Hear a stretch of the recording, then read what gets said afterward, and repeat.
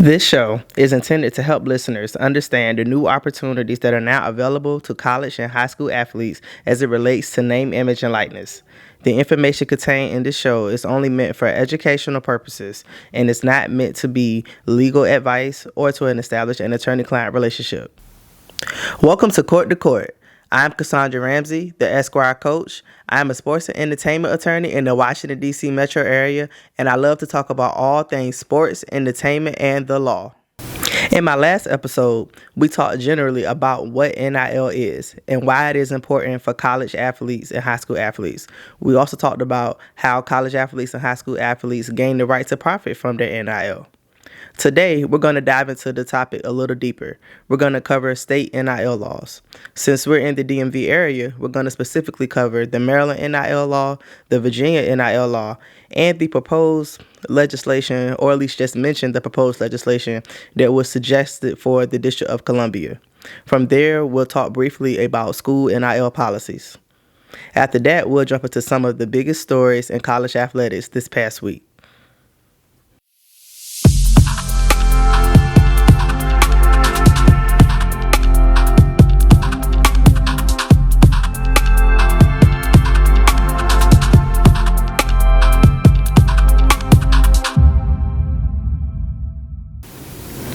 As a future college athlete or the parent of a future college athlete, I am sure that you dream of the day where you sit at a table like this one with multiple hats in front of you and the college sports world is waiting to see where you're going to take your athletic talents. Will it be Howard University, my law school alma mater, Virginia State University, my undergrad alma mater, or the University of Maryland? Well, no matter where you decide to take your athletic talents, there is certain information that you need to know and consider before making any commitment to a school. So as you narrow down your choices and get ready to sign that national letter of intent on signing day, there are certain steps that you should take.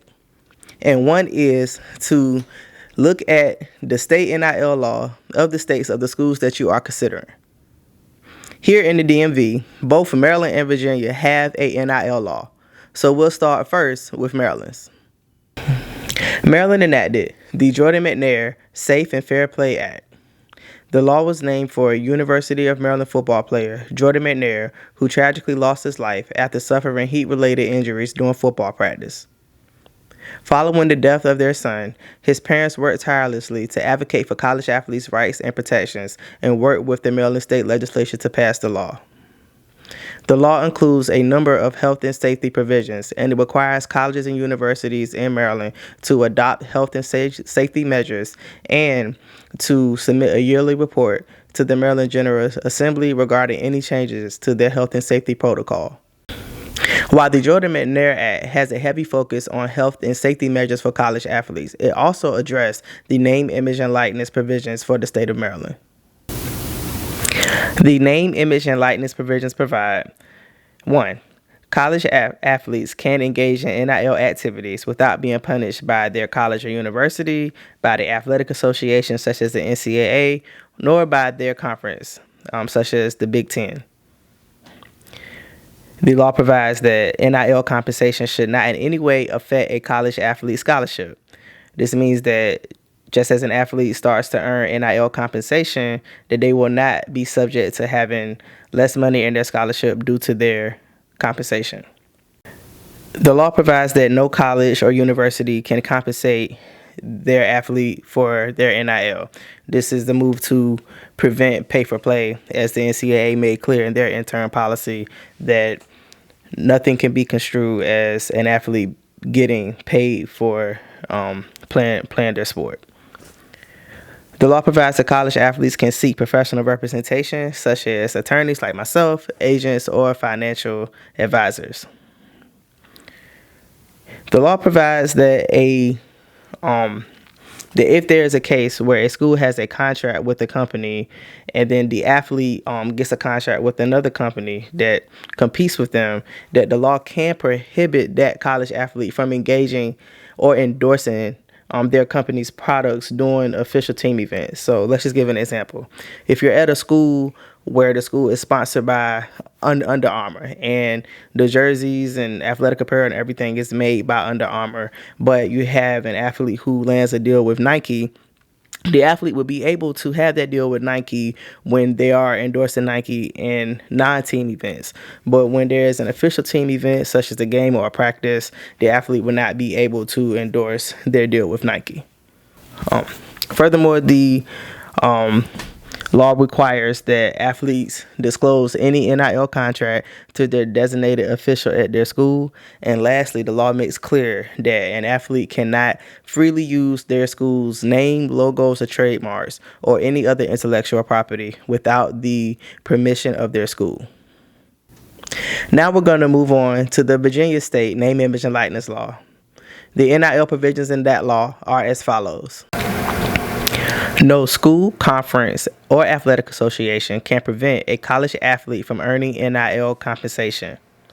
College athletes are able to obtain professional representation from attorneys or agents in relation to NIL activities.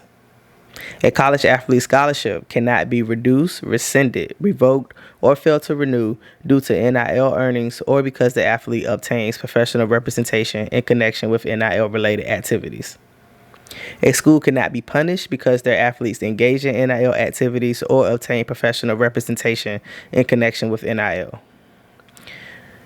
The Virginia NIL law prohibits deals related to the following industries: alcoholic beverages, adult entertainment, cannabis, controlled substances, performance-enhancing drugs, tobacco, weapons, and casinos or gambling. The law makes clear that NIL cannot be used as a recruiting inducement or as pay for play. A college or university may prohibit an athlete from earning NIL compensation when the athlete is engaged in academic, official team, or athletic department events. Athletes may not use school facilities, trademarks, logos, or other intellectual property unless they are permitted to do so. And prior to entering an NIL deal, an athlete must disclose the deal to the school. And if the athlete's NIL agreement conflicts with an existing provision or contract held by the school is required to disclose the relevant conflicting terms to the athlete, and the school may prohibit the athlete from entering into that NIL deal where there is a conflicting provision. Now we're going to move to the District of Columbia. Washington, D.C. does not have an enacted name, image, and likeness law. However, there was proposed legislation related to name, image, and likeness, but it was not signed into law. Since it was not signed into law, I am not going to go into detail here of the proposed legislation, but if you would like more information on it, you can find that at my website at www.theesquirecoach.com. Just follow over to the State NIL Laws tab and find the District of Columbia, and there you will find a link to the policy. If you are an athlete considering a school in a state where there is no NIL law, like it is in DC, the next thing that you will want to do is look at the NIL policies of the schools that you are attending. For example, in DC, George Washington University has a NIL policy. So if you're considering that school, you can just go to their website, or you can even follow from my website where I have a tab that has a collection of various schools' NIL policy. You can find George Washington listed on the site and go to their NIL policy and see what would be required of you as a college athlete there as it relates to NIL.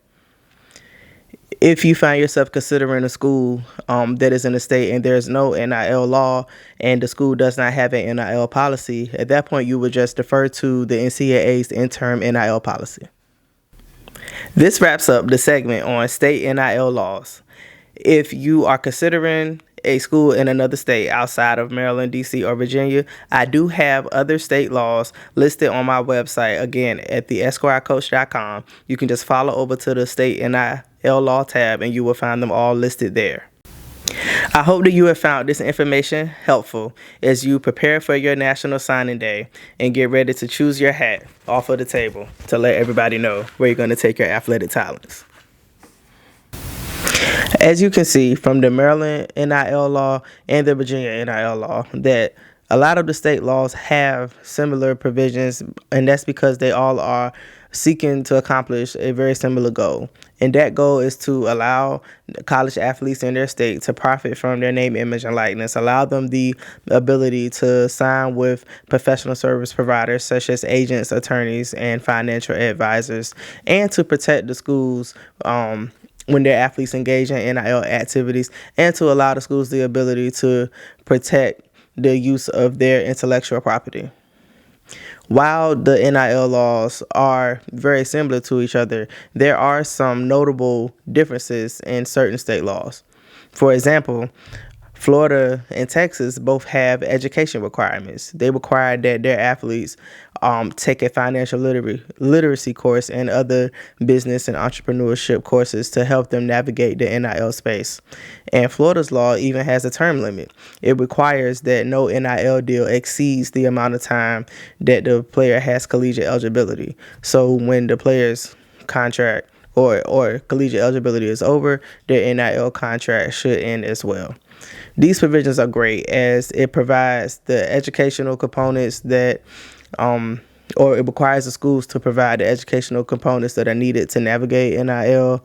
And in the case of Florida, it requires that the contracts end at a certain time. Now we're going to get into some of the biggest college sports stories that took place this week. First, we have the college football championship game. Congrats to the University of Michigan for winning the college football championship. After the game, University of Michigan football coach Jim Harbaugh used his stage to advocate for college athletes' rights. Specifically, he advocated for the unionization of college athletes and for revenue sharing. Jim Harbaugh stated, "The thing I would change about college football is to let the talent share in the ever-increasing revenues. We are all riding the same train, and the ones that are in position to do the heavy lifting, the ones that risk life and limb out there on the football field are the players. And not just football players, student athletes. The organizations are fighting hard to keep all the money, the universities, the NCAA, the conferences, and it's long past time to let the student athletes share in the ever-increasing revenues." In regards to college athlete unionization, he stated, "There needs to be a voice for the young people, the student athletes. Right now, there is no voice. I mean, there are armies of attorneys, and I've seen them at the NCAA, I've seen them at the universities, the conferences, and if they don't have enough firepower legally, they go out, hire the tall building law firms, and they get more firepower. But there is no voice for the student athletes right now, and it just needs to change. That's a wrong that needs to be righted." Coach Harbaugh also called on other coaches to speak out in support of college athletes' rights. Coach Harbaugh's comments are certainly timely, as there is a push for the unionization of college athletes right now. Last fall, we saw Dartmouth College men's basketball team petition to the National Labor Relations Board to be granted the ability to form a union. And this issue has also been addressed by members of Congress, as Senators Chris Murphy and Bernie Sanders have introduced the College Athlete Right to Organize Act. From these instances, I think it is pretty clear that some form of unionization is in college athletics' future. Coach Harbaugh is also right that the athletes do need a voice. Right now, they don't really have a strong voice, and they need some system to amplify their voice.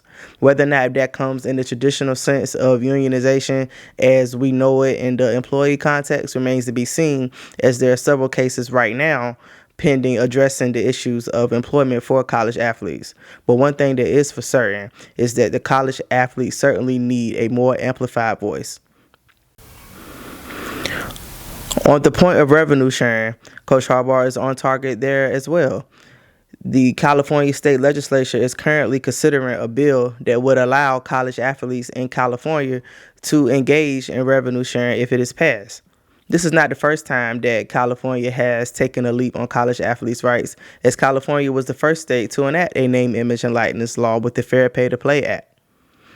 And the NCAA has even kind of began to get a little soft on their principle of amateurism, as was evidenced by NCAA President Charlie Baker's proposal that a subdivision of Division I athletics be created, and as a part of that, the subdivision would be able to pay their athletes $30,000 in a enhanced trust. Now, no, that's not revenue sharing specifically or being called revenue sharing, but it is an acknowledgement by the NCAA that the athletes should be able to get a bigger piece of the pie.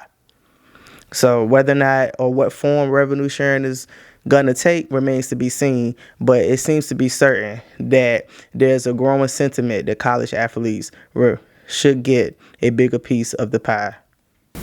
My second story comes out of Phoenix, Arizona, where the NCAA held their annual convention this past week. Everyone was waiting to see what type of name, image, and likeness provisions or policy that the NCAA would enact, and they were waiting to see what type of response or discussions would be had regarding Charlie Baker's NIL proposal. The NCAA approved the consumer protection and transparency measures for college athletes as it relates to NIL. With these new measures, the NCAA has or will implement a voluntary registry for NIL service providers. So that means agents, attorneys, financial advisors will be included in this registry that will act like a rate my professor for NIL service providers. So college athletes will be able to rate their experiences with different service providers, and that will provide a wealth of information for college athletes as they determine which service providers that they would like to work with. The NCAA also announced that it would be creating standardized contract provisions and educational resources for college athletes as it relates to NIL. Now, these standardized contract provisions can be a really great thing to help college athletes navigate and negotiate their NIL deals, and to avoid situations like we saw earlier this year where Grayvon Dexter, a former University of Florida football player, had entered a deal with a company, Big League Advance Fund, where he agreed to allow the company to market and use his NIL in exchange for $436,000. And the company will also receive a 15% cut of Dexter's NFL earnings for the next 25 years, which would essentially span his entire NFL career.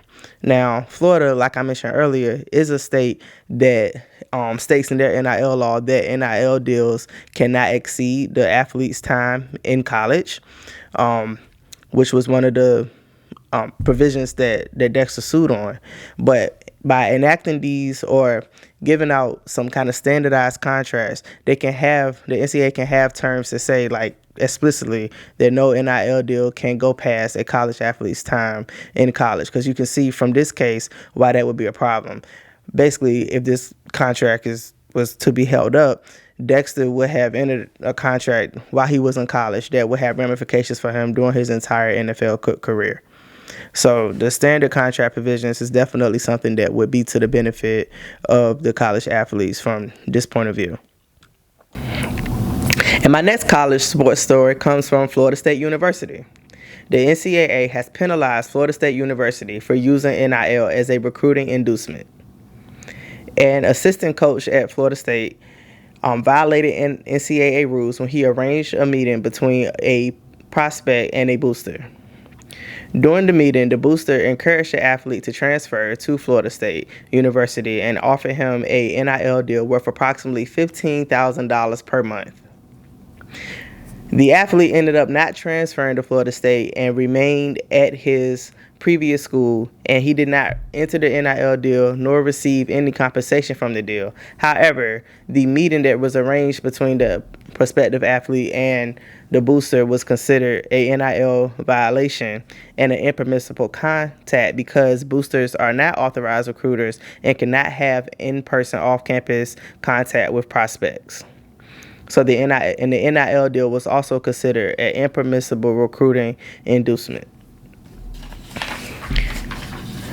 This is a major sports story because this is the first time that the NCAA has punished a school, coach, or NIL collector for using NIL as a recruiting inducement. The NCAA issued a number of penalties, but most notably they issued a 2-year probation, a 2-year show cause order for the assistant coach, including suspension from the next 3 regular season games and a 2-week restriction on recruiting communications, and is going to require the coach to attend the NCAA's regional rules seminar. They also issued a 3-year disassociation from the booster and a 1-year disassociation from the NIL collective. So what do you guys think? Do you think that we will continue to see these type of stories where the NCAA comes down on a university for NIL related inducements, or do you all think that this is just a one-off situation? Let me know here in the comments.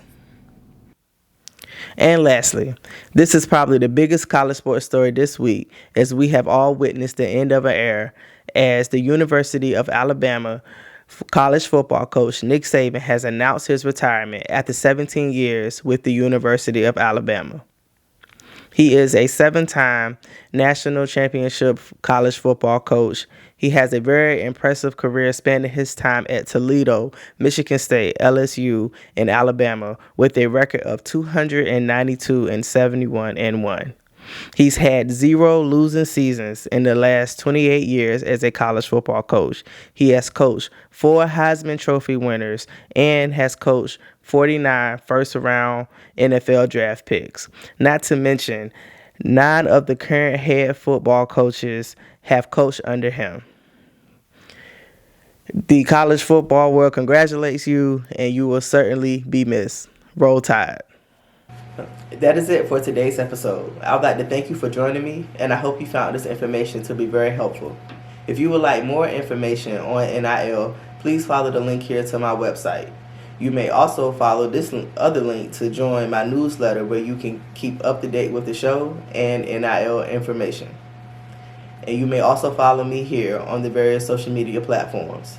Thank you, and I look forward to seeing you next time.